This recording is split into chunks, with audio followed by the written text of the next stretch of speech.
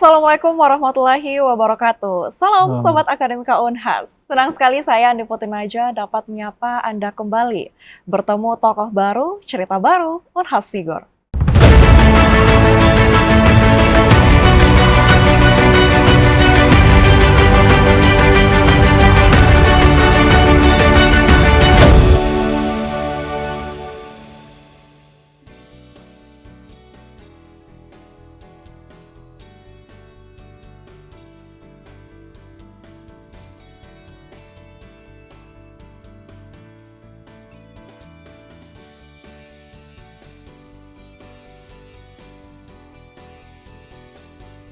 Dan siapapun tidak bisa membantah suara yang saya dapat nanti ini 2024 bahwa itulah suara Muhammadiyah. Mau 500.000, mau 700.000, mau 100.000, itulah suara Muhammadiyah. Kepemimpinan bukan hanya tentang jabatan, tetapi tentang memberdayakan dan menginspirasi. Seperti halnya hari ini sudah bergabung bersama kami di studio Unhas TV, Bapak Eli Oscar MPDI. Selamat pagi, Bapak. Pagi, Mbak Nanja. Gimana kabar hari ini? Alhamdulillah baik, double madeceng. Masya Allah. Gimana tuh Pak tadi perjalanan ke Unhas? Lancar? Ya, lancar dan tidak terlalu macet sih karena pagi-pagi. Iya, luar biasa. Nah, sebelum kita nih bahas lebih dalam lagi gale-gale tentang Pak Eli Oscar ini sebenarnya siapa sih? Dari nama aja dulu nih. Kalau boleh pasti Sobat Akademika Unhas sendiri juga kalau melihat Eli Oscar ini nama asli atau nama gimana atau nama panggung atau gimana nih? Boleh dijelaskan dulu, Pak. Ya, baik. Bismillahirrahmanirrahim. Assalamualaikum warahmatullahi wabarakatuh. Sebenarnya kalau nama ini memang agak unik sedikit. Jadi di luar itu selalu mengira saya ini bukan orang Sulsel. Kalau dari namanya Eli Oscar MPDI. Kenapa MPDI? Master Pendidikan Islam, supaya jelas bahwa saya ini juga beragama Islam. Dulu sebenarnya waktu lahir nama saya itu Muhammad Ilyas, Pak. Muhammad Ilyas. Iya. Cuma karena perjalanan sejarah nama saya berubah menjadi Apa tuh sejarahnya Eli. boleh disampaikan kepada Sobat Akademika? Saya lahir di Sinjai, di kampung. Kakek saya itu sebenarnya suka sekali Elis Pikal. Elis Pikal itu petinju dulu. Jadi kakek itu untuk mengenang dan menjagokan jagoannya. Ketika saya lahir jadi cucunya, sayalah cucu jagoannya begitu. Maka dari nama Muhammad Ilyas dipanggil Eli. Eli. Karena kita sekolahnya di kampung, guru itu tidak pernah bertanya ke orang tua, siapa sih sebenarnya namanya. Akhirnya cuma ditulis saja nama panggilan. Jadi itulah yang melekat di absen. Jadi dulu belum ada akte lahir dan seterusnya. Nah, itu tertulis di absen, tertulis juga di ijazah. Oh, berarti dari SD sampai Dari SD. Sampai sekarang. Jadi tetap nama Eli. Eli. Karena saya aktif di pelajar, aktif menjadi aktivis organisasi, jadi pelajar, pemuda. Dulu di tahun 2007-2008 kalau keluar daerah Sulsel itu beli tiket selalu masih ditulis Mrs. Eli. Ya, sekali dikira perempuan. Akhirnya saya tambah nama saya jadi Oscar. Oscar. Nah, itu ada ceritanya lagi nggak sih? Itu bukan Oscar de la Hoya. Tapi Oscar itu dari gabungan kedua orang tua saya. Oh ya. Usman Karoncing. Usman Karoncing. Disingkat jadi Oscar. Jadi Oscar. Jadi Eli Oscar. Oke. Jadi kemarin waktu mau ini saya urus sempat di pengadilan. Tambah nama saya jadi Eli Oscar. Eli Oscar, oke, itu mungkin dari nama nih sudah jadi Sobat Akademika udah tahu ya asal-usulnya. Ya. Nah, kalau tadi sempat Bapak mention mengenai aktivis, nah kalau boleh kita kilas balik sedikit lagi, boleh diceritakan di pengalaman Bapak Eli sendiri semasa kuliah mungkin? Oh ya, saya lahir di Sinjai, SMP di Sinjai, kemudian SMA saya ini yang unik. Kenapa tuh, Pak? SMA saya ini saya bukan lulusan sih, luaran dari pondok pesantren ke pondok pesantren. Jadi saya SMA Madrasah Aliyah Pondok Pesantren Darul Hikmah Kabupaten Sinjai, kemudian masuk keluar dari situ masuk di Darul Hufat 77 Kajuara Bone. Kemudian keluar dari sana masuk di Darussalam di Sinjai lagi, kemudian masuk dan di pondok pesantren Darul Istiqomah Bongki. Terakhir malah saya selesai di Kabupaten Barru. Oh iya. Jadi dari Sinjai, Bone, ke Sinjai lagi, baru terakhir di Kabupaten Barru sebagai lulusan di Madrasah Aliyah Muhammadiyah Barru pada Elok Barru. Dulu Muallimin namanya. Dari situ saya belajar berorganisasi, aktif di Ikatan Pelajar Muhammadiyah. Jadi dari sejak pelajar sebenarnya sudah masuk di aktivis pelajar. Jadi pernah jadi ketua pimpinan ranting namanya, kalau di sekolah umum itu OSIS. OSIS, oh iya. Jadi saya ketua OSIS, ketua pimpinan ranting Ikatan Pelajar Muhammadiyah. Kemudian menjadi ketua cabang pimpinan cabang IPM di Tani Terilau di Kabupaten Barru. Kemudian jadi ketua pimpinan daerah IPM di Kabupaten Barru. Lalu kemudian masuk di Makassar, kuliah di Makassar. 2007 masuk di Makassar. Masuk dan di mana tuh Pak kampus? Di Universitas Muhammadiyah Makassar. Universitas Muhammadiyah. Kebetulan dulu saya waktu kuliah S1 saya ambil 2 jurusan. Oh iya. Apa itu Pak? Jurusan pertama itu ada namanya Pendidikan Kader Ulama Tarji Muhammadiyah. Jadi di Sulsel dulu itu ada 27 orang yang masuk di situ, sekaligus masuk di program studi pendidikan agama Islam. Jadi sih cita-citanya dari awal ya jadi kiai gitu. Oh ya, oke. Jadi cita-citanya dulu sempat karena di Muhammadiyah, lingkup Ya. Muhammadiyah. Jadi cita-citanya kiai. Jadi kiai jadi ulama lah kira-kira begitu. Nah, tapi sekarang maju nih sebagai politisi. Apa tuh alasannya? Kenapa bisa dari kiai ke politisi? Ya karena dari latar belakang dari pondok pesantren ke pondok pesantren, lalu kemudian aktif di organisasi. Nah di organisasi ini ternyata saya menemukan banyak hal tentang bagaimana pengembangan diri dan komunikasi, channel, jaringan, dan dari semua itu dipelajari ternyata berdakwah lewat kekuasaan itu jauh lebih efektif dibanding tidak memegang kekuasaan. Maka kekuasaan itu adalah sesuatu yang penting. Kalau dalam Al-Quran dijelaskan sultanan nasirah, kekuasaan yang menolong, kira-kira begitu. Dan itulah yang menginspirasi kita anak muda untuk bisa masuk di ruang kekuasaan, di ranah kebangsaan, untuk bisa lebih banyak manfaatnya, kira-kira begitu. Makanya dulu senior kami, ayahanda kami tidak panggil bahwa kami ini PKU, Pendidikan Kader Ulama Tarji. Gagal jadi Pendidikan Kader Ulama Tarji, jadi PKO. Pendidikan Kader Organisasi. Pendidikan Kader Organisasi. Karena dari sana saya jadi ketua sebelum di waktu aktif kuliah jadi ketua umum BEM FAI, Badan Eksekutif Mahasiswa Fakultas Agama Islam, lalu kemudian jadi presiden mahasiswa.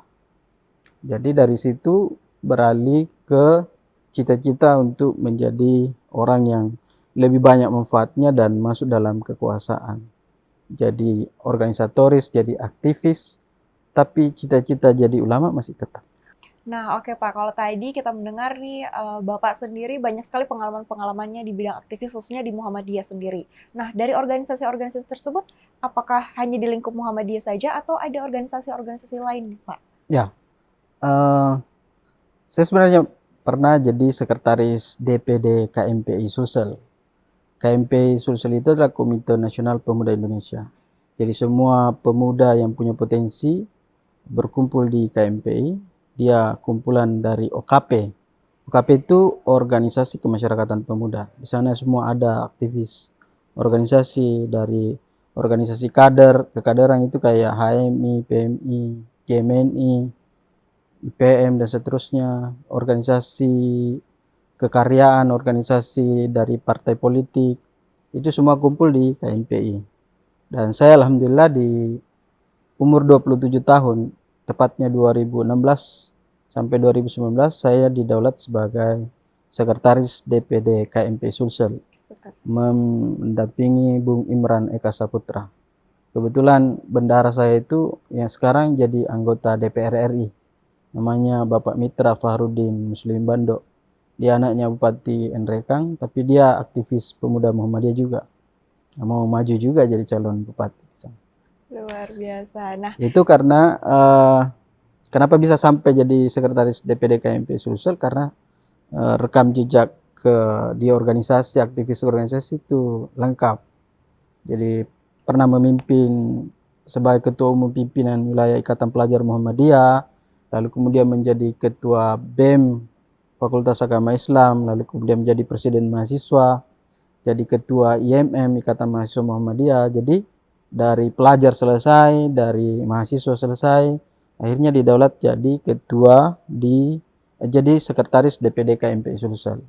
Lalu sekarang masih menjabat sebagai ketua Pemuda Muhammadiyah Sulawesi Selatan. Ketua Pemuda Jadi Muhammadiyah. gitu. Jadi dari situ sebenarnya ndak gampang masuk di KMPI.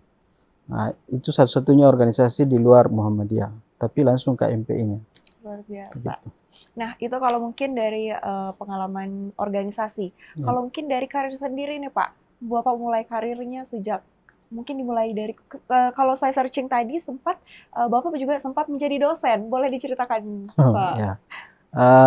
Dulu waktu masih mahasiswa itu sudah jadi asisten dosen. Jadi saya ngajar karena di kampus Unisma Makassar, dan pernah juga jadi guru di SMP Unisma Makassar.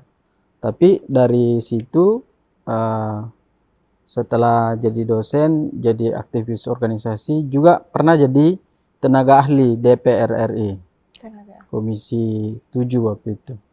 Kemudian di pemerintahan sendiri ya, dari aktivis organisasi itu alhamdulillah masa Gubernur Andi Sudirman Sulaiman itu beliau memanggil saya untuk jadi TGUPP, Tim Gubernur untuk Percepatan Pembangunan Bidang Kepemudaan. Satu-satunya anak muda yang dipanggil oleh Bapak Gubernur untuk jadi bagian dari timnya untuk percepatan pembangunan di Sulawesi Selatan. Tapi hari ini alhamdulillah saya juga jadi dosen di Universitas Muhammadiyah Makassar dan sekaligus jadi wakil dekan 3 Fakultas Agama Islam Universitas Muhammadiyah Makassar. Wakil dekan 3 ini mengurusi mahasiswa dan alumni. Karena dulu waktu saya jadi presiden mahasiswa, jadi ketua BEM, hobi saya demo dulu. Demo. Jadi hobi itu demo. Wajar Dan lah, sekarang aktivis. kita lagi yang di demo kan karena kita mengurusi mahasiswa. Dan itu wajar-wajar saja. Nah, waktu jadi sempat saya mention jadi presiden mahasiswa dan sering ikut demo. Apakah ada pengalaman-pengalaman mungkin atau cerita unik nih dari Pak Eli sendiri? Ada lah. Jadi dulu waktu demo, karena kan saya kebetulan alhamdulillah saya kuliah di Unisma Makassar itu gratis. Saya dapat beasiswa kader untuk kemudian kuliah gratis. Tapi saya sempat demonstrasi menutup kampus karena ya tanggung jawab sebagai ketua BEM begitu kira-kira. Tanggung jawab sebagai presiden mahasiswa, banyak keluhan, ya kita demo. Dan akhirnya saya di DO sebenarnya. Di DO, sempat di DO? Sempat di DO. Drop out dari mahasiswa. Jadi sekjen saya itu, saya 2 orang yang di DO, ada 12 orang yang diskorsing. Pada waktu itu sahabat saya, sekjen saya, Andi Muammar Umar, itu orang Bone. Dia bilang, apa ini DO bro? Saya bilang, itu artinya kita kasih keluar jadi kampus. Artinya berhenti jadi mahasiswa. Iya. Jadi apa solusinya? Ya, saya cari solusi karena kebetulan saya pada waktu itu aktivis IPM, Ikatan Pelajar Muhammadiyah, dan saya demo juga karena IPM sebenarnya. Saya ingat betul waktu demo saya itu bertepatan dengan hari lahir Ikatan Pelajar Muhammadiyah. 18 Juli 2011. 2011 tuh hari Pak ya. Jadi karena Muhammadiyah punyanya Unisma Makassar itu punyanya Muhammadiyah. Jadi saya minta pendampingan dari pimpinan pusat Muhammadiyah. Akhirnya dari berbagai macam yang kami lakukan, kami diampuni kira-kira. Tidak jadi di DO. Oh, tidak jadi. Lah, lalu jadi tidak jadi di DO, rapat pimpinan kembali bahwa anak ini ya apa yang diutarakan juga benar, tapi caranya yang salah. Jadi tidak perlu dikasih keluar, tapi tetap harus dikasih sanksi. Jadi apa tuh? Saya dikasih sanksi 4 semester. Skorsing 4 Ya, semester. 4 semester. Waduh. Dan dari pengalaman itu alhamdulillah bisa selesai juga. Dan dulu waktu selesai, begitu selesai ya, cita-cita saya waktu masuk di kampus Unisum Makassar itu kan cuma 2. Cita-cita pertama adalah menjadi orang nomor 1. Artinya visi kepemimpinan saya dari awal sebelum masuk kampus itu sudah jadi cita-cita jadi presiden mahasiswa. Dan itu tercapai. Cita-cita kedua menjadi lulusan terbaik atau lulusan berprestasi. Itu tidak saya dapat karena di skorsing dan di DO. Tapi alhamdulillah di S2 saya dapat sebagai mahasiswa terbaik pasca sarjana Unisum Makassar. Dulu waktu S2 saya ambil di Unisum Makassar, juga sempat di UNHAS sih. Sempat di UNHAS? Ya. Tapi? Saya dapat beasiswa dari Kemenpora di PWK, Manajemen Kepemimpinan Pemuda. Ada 30 orang dulu itu. Saya sampai jadi di UNHAS ini saya bukan alumni, tapi luaran. Luaran, hampir alumni. Hampir alumni. Saya sudah ujian proposal, tapi karena mendampingi salah satu calon sahabat yang dulu ketua KMPI Sulsel di pilkada dan akhirnya lupa ambil cuti, akhirnya tidak selesai. Akhirnya tidak selesai Pak ya. Tapi ilmunya sudah dapat kan. Tentu luar biasa. Nah mungkin kita akan bahas lebih dalam lagi, tapi mungkin setelah jeda berikut Pak ya. Siap. Baik Sobat Akademika Unhas, mungkin kita akan mengulik lebih dalam lagi bersama Bapak Eli Oscar MPDI, tapi setelah jeda yang berikut.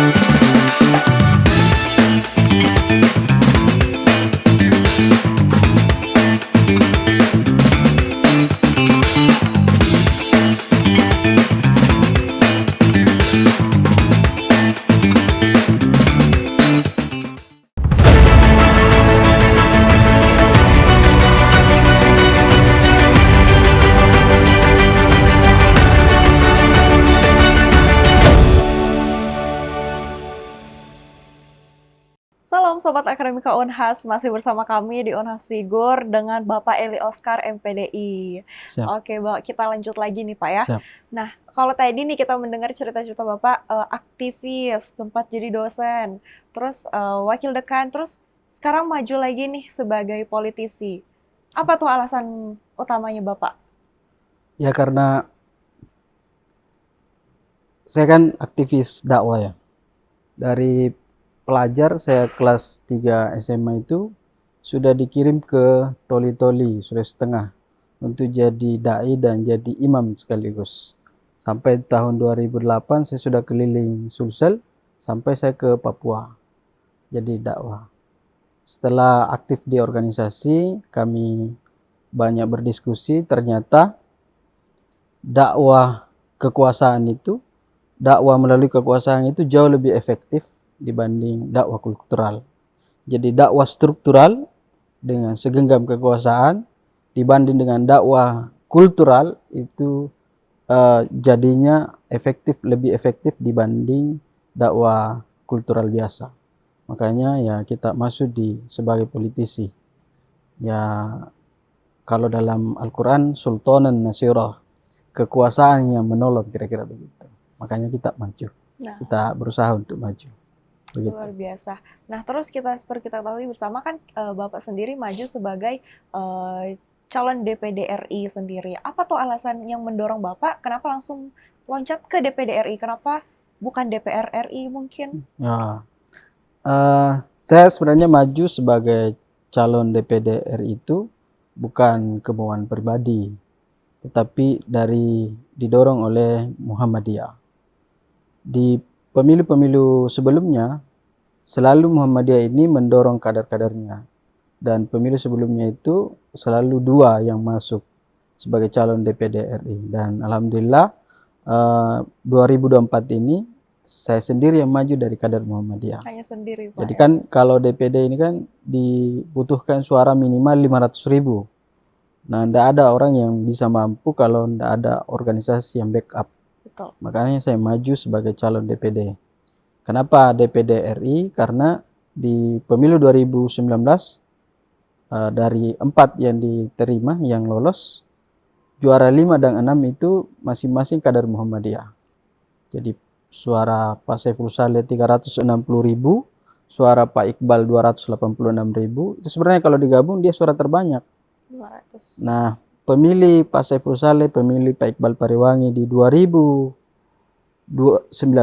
pasti 2024 ini memilih lagi. Betul. Maka rugilah Muhammadiyah kalau tidak ada kader yang didorong. Karena saya punya pengalaman yang banyak di aktivis organisasi, dan usiaku ini usia pertengahan kira-kira.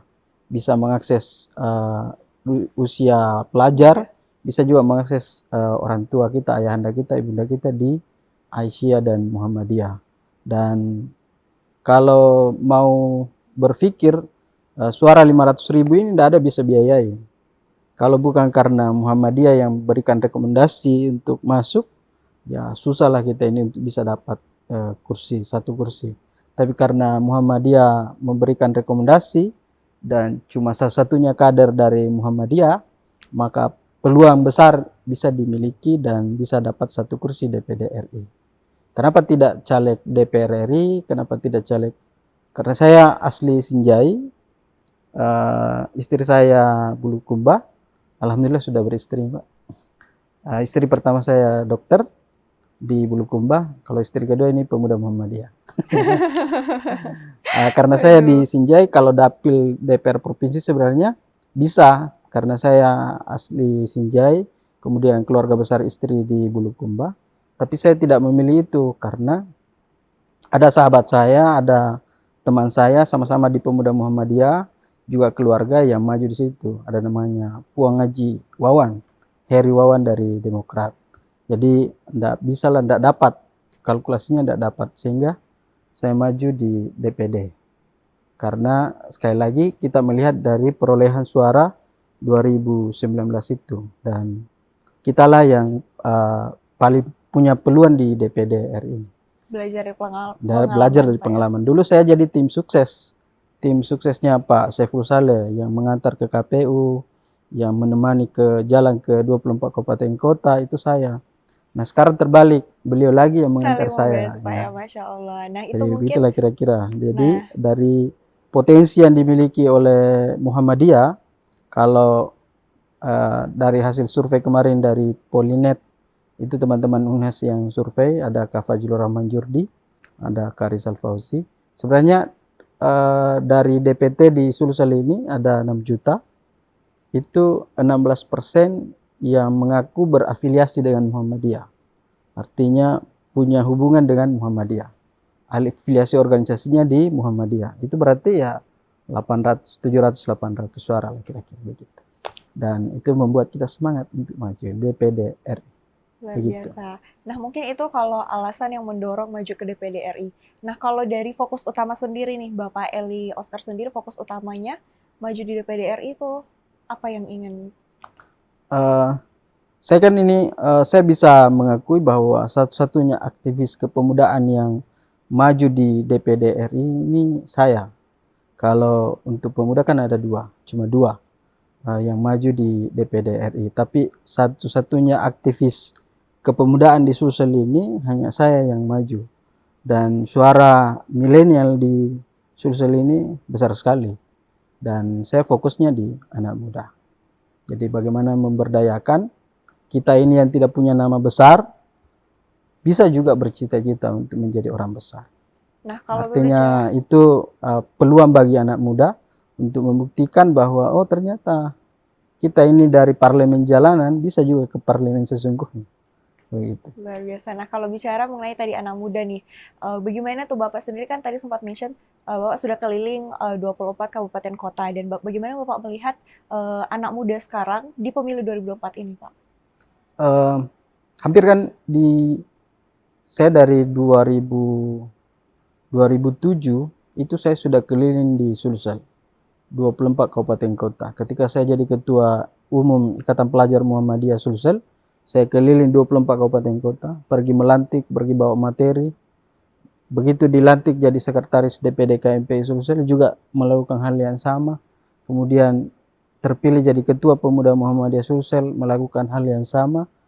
Artinya saya yang paham betul jiwa anak muda ya anak muda itu sendiri. Betul. Dan saya tahu betul bagaimana proses anak muda di Sulawesi Selatan ini, dan kita lihat banyak anak muda sekarang yang coba berikhtiar walaupun tidak ada nama besar di belakang namanya, tapi mampu meyakinkan publik bahwa mereka bisa untuk menjadi orang besar. Jadi Luar begitulah biasa. kira-kira. Jadi sesama anak muda ya saling mensupport. Kelak ketika kita sukses kan kembali lagi ke anak muda itu sendiri. Begitu. Betul Pak, mungkin sebelum menutup perjumpaan kita pada hari ini, mungkin Bapak bisa sampaikan closing statement kepada Sobat Akademika Unhas mengenai generasi muda, mungkin kita sebagai Bapak sebagai salah satu inspirasi nih panutan anak muda untuk terus maju. Siap. Teman-teman sekalian, sahabat Unas TV, kami selalu berdiskusi dengan beberapa teman-teman aktivis bahwa teman-teman aktivis ini kalau tidak kerja keras, tidak kerja cerdas, maka kita tidak bisa menjadi apa-apa di masa-masa akan datang.